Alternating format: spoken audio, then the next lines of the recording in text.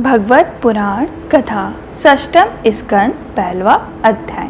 नमस्कार दोस्तों, यदि आप हमारे चैनल पे न्यू हैं तो चैनल को जरूर सब्सक्राइब कर लीजिएगा। बेल आइकन को प्रेस करके कमेंट बॉक्स में जय श्री हरि कृष्ण जय श्री हरि विष्णु अवश्य लिखिएगा। यदि आप गर्भवती माता हैं तो आप इसको प्रतिदिन प्रातः काल के समय या शाम काल के समय अवश्य ही सुने, जिससे आपको श्रेष्ठ काम करने वाली संतान की प्राप्ति हो। यदि आप हमारे चैनल पर न्यू हैं तो आप इसको प्रथम स्कंद से अवश्य ही सुनें, जिससे आपको इसका पूरा सार समझ में आए, इसका पूरा फल प्राप्त हो। हमारा प्रथम अध्याय जो यहाँ से प्रारंभ होता है। जय श्री हरि कृष्ण। ओम नमो भगवते वासुदेवाय नमः। राजा परीक्षित ने कहा, भगवान आप पहले द्वितीय स्कंद में निवृत्ति मार्ग का वर्णन कर चुके हैं तथा यह बता चुके हैं कि उसके द्वारा अर्चित मार्ग से जीव क्रमशः ब्रह्मलोक में पहुँचता है और फिर ब्रह्मा के साथ मुक्त हो जाता है।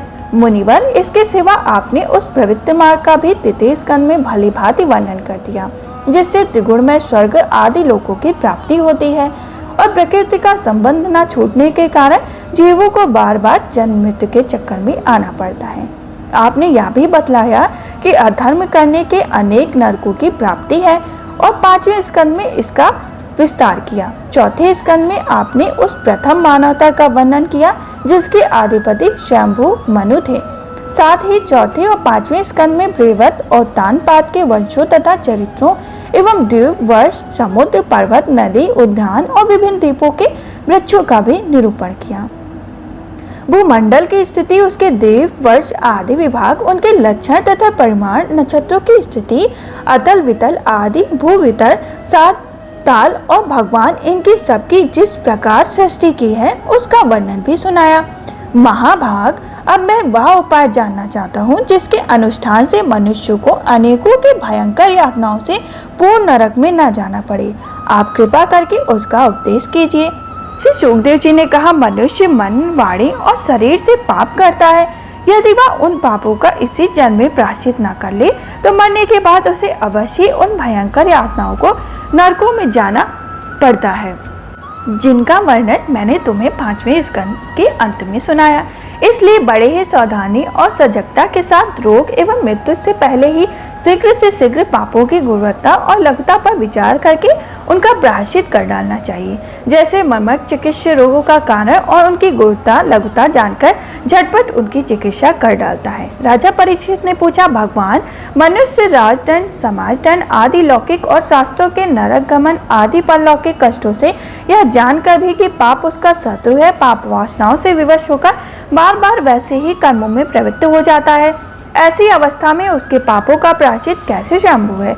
मनुष्य कभी तो प्रायश्चित आदि के द्वारा पापों से छुटकारा पा लेता है, कभी फिर उन्हीं में पाप करने लगता है। ऐसी स्थिति में मैं समझता हूँ कि जैसे स्नान करने के बाद धूल डाल देने के कारण हाथी का स्नान व्यर्थ हो जाता है, उसी से ही मनुष्य का प्रायश्चित करना भी व्यर्थ है।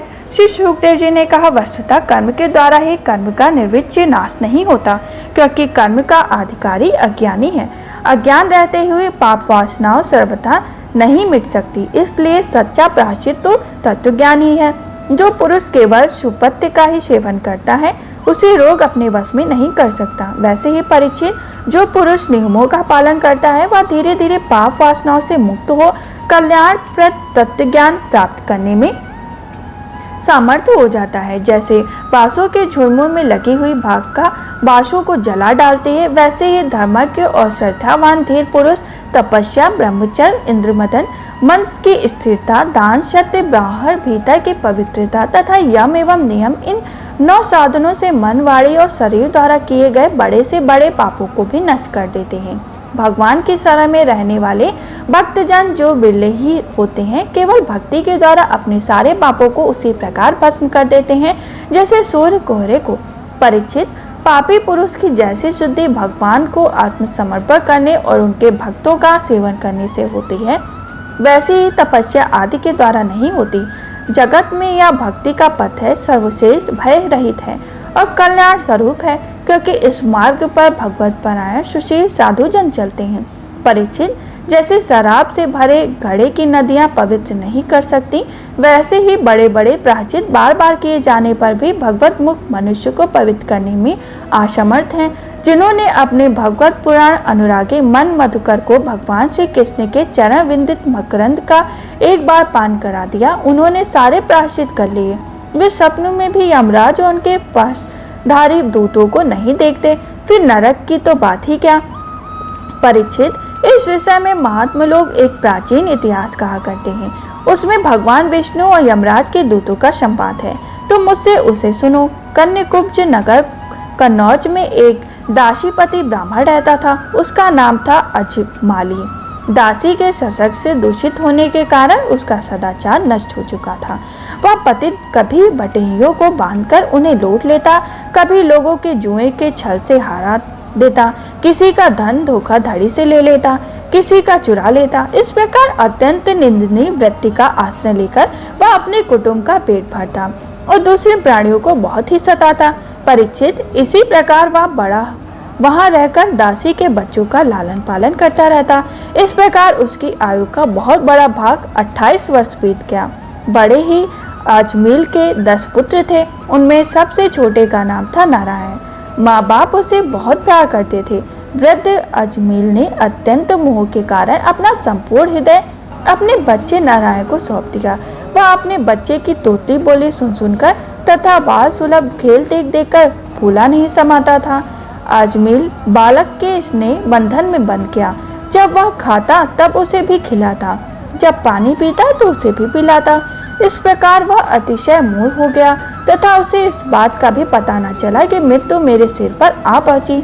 वह मूर्ख इसी प्रकार अपना जीवन बिता रहा था।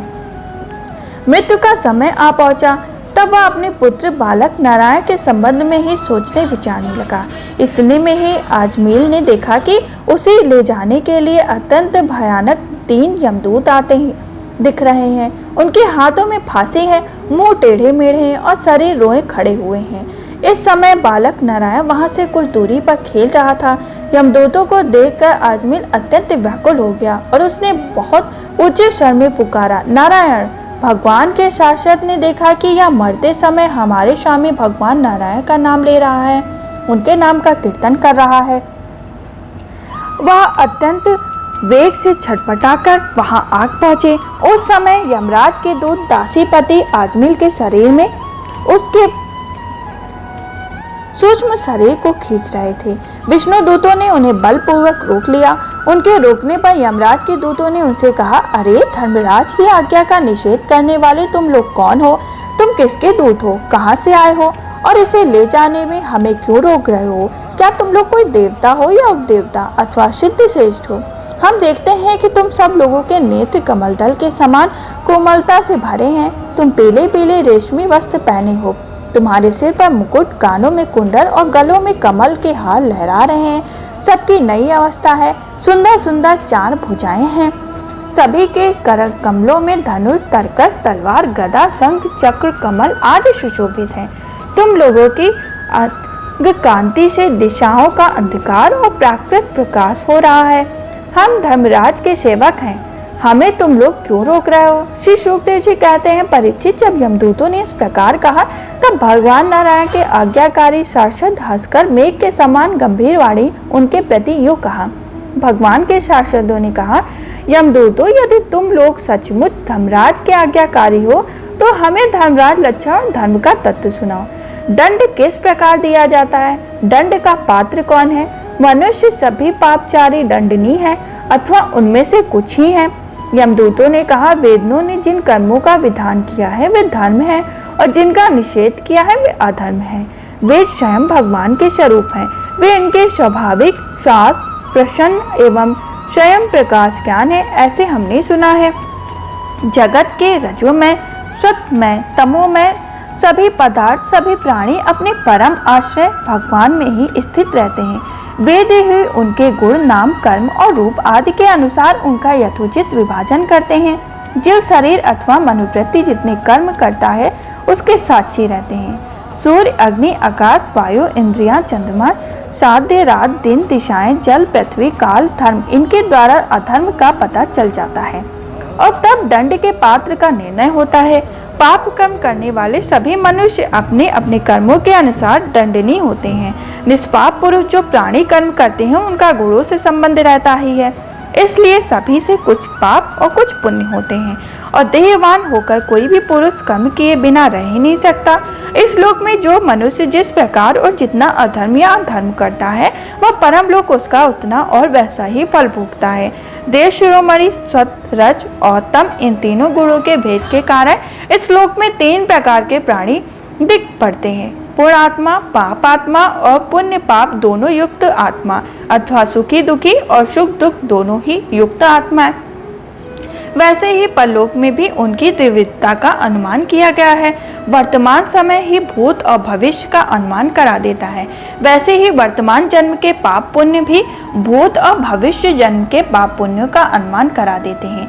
हमारे स्वामी अजन्म भगवान सर्वज्ञ यमराज सबके अनंत कारणों से विराजमान है, इसलिए वे अपने मन से ही सबके पुरुष को देख लेते हैं। वे साथ ही उनके पापी स्वभाव का भी विचार कर लेते हैं। जैसे सोया हुआ अज्ञानी पुरुष स्वप्न के समान प्रतीत हो रहा है, कल्पित शरीर को अपना ही वास्तविक शरीर समझता है, सोए हुए अथवा जगने वाले शरीर को भूल जाता है, वैसे ही जीव भी अपने पूर्व जन्म की याद भूल जाता है और वर्तमान शरीर सिवा पहले पिछले शरीर के संबंध में कुछ भी नहीं जानता। सिद्ध पुरुष जीव इस शरीर में 5 काम इंद्रियां लेना देना चलना फिरना आदि काम करता रहता है और उसी के अनुसार चलता फिरता रहता है। देवताओं, आप जानते ही हैं कि यह अजामाली बड़ा ही शास्त्रज्ञ था। शील सदाचार और सद्गुणों को तो खजाना ही था। ब्रह्मचारी विनय जितेंद्र सत्यनिष्ठ मानवता और पवित्र भी था। इसने गुरु अग्नि अतिथि और वृद्ध पुरुषों का भी सेवन किया था। अहंकार तो इसमें था ही नहीं। यह समस्त प्राणियों का हित चाहता था, उपकार करता था, आवश्यकताओं के अनुसार ही बोलता और किसी के गुण में दोष ढूंढता था। एक दिन यह ब्राह्मण अपने पिता के आदेश अनुसार वन में गया और वहां से फल फूल समाधि तथा कुश लेकर घर की लिए लौटा। लौटते समय इसने देखा कि एक भ्रष्ट शूद्र जो बहुत कामी और निर्लज्ज है, शराब पीकर किसी के वैश्य के साथ विहार कर रहा है। वैश्या भी शराब पीकर मतवाली हो रही है। नशे के कारण उसकी आंखें नाच रही हैं। वह अंतर्नग्न अवस्था में हो गई।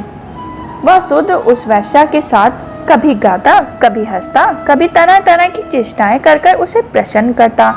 निष्पाप पुरुष शूद्र की भुजाओं में अंगकार की काम उद्भिक्त वस्तुएं लगी हुई थीं और वह उनसे उस कुलटा का आलिंगन कर रहा था। आजमील उन्हें इस अवस्था में देखकर सहसा मोहित और काम के वश में हो गया। यद्यपि आजमील ने अपने धैर्य और ज्ञान के अनुसार अपने काम वेग से विचलित मन को रोकने की बहुत चेष्टाएं की, परंतु पूरी शक्ति लगा देने पर भी वह अपने मन को रोकने में असमर्थ रहा। उस वैश्या को निमित्त बनाकर काम पिचास ने आजमील मन को ग्रास लिया। इसकी सदाचार और शास्त्र संबंधी चेतना नष्ट हो गई। अब यह मन ही मन उसी वैश्या का चिंतन करने लगा और अपने धर्म को विमुख हो गया। आजमील सुंदर सुंदर वस्त्र आभूषण आदि वस्तुएं जिनसे वह प्रसन्न होती ले आता, यहाँ तक कि उसने अपने पिता की सारी संपत्ति देकर भी उसे कुलटा को रिझाया। यह ब्राह्मण उसी प्रकार की चेष्टा करता है जिससे वह वैश्या प्रसन्न हो। उस स्वसंत चरणी कुलटा की तिरछी चितवन वाले इसके मन को ऐसे लुभा लिया कि इसने अपनी कुलीन नवयुवती और विवाहता पवित्रता का परित्याग कर दिया। इसके पाप की भी भला कोई सीमा है। यह कुबुद्धि न्याय से अन्याय की ओर जैसे भी जहाँ कहीं भी धन मिलता वहां से उठा लाता। उस वैश्या के बड़े ही कुटुंब का पालन करने में भी यह व्यस्त रहता। इस पापी ने सहस्त्र ज्ञान का उल्लंघन करके स्वच्छंद आचरण किया। यह सत्पुरुषों के द्वारा निंदित है। इसने बहुत दिनों तक वैश्या के मल समान अपवित्र अनशन से अपना जीवन व्यतीत किया। इसका सारा जीवन ही पापमय है। इसने अब तक अपने पापों का कोई प्रायश्चित भी नहीं किया। इसलिए अब हम इस पापी को दंड पाने भगवान यमराज के पास ले जाएंगे। वहां यह अपने पापों का दंड भोग कर शुद्ध हो जाएगा। इस प्रकार हमारा प्रथम अध्याय संपन्न हुआ। यदि आप हमारे चैनल पर न्यू हैं तो चैनल को जरूर सब्सक्राइब कर लीजिएगा। हम फिर मिलेंगे दूसरे अध्याय के साथ। तब तक के लिए जय श्री हरि कृष्ण, जय श्री हरि विष्णु।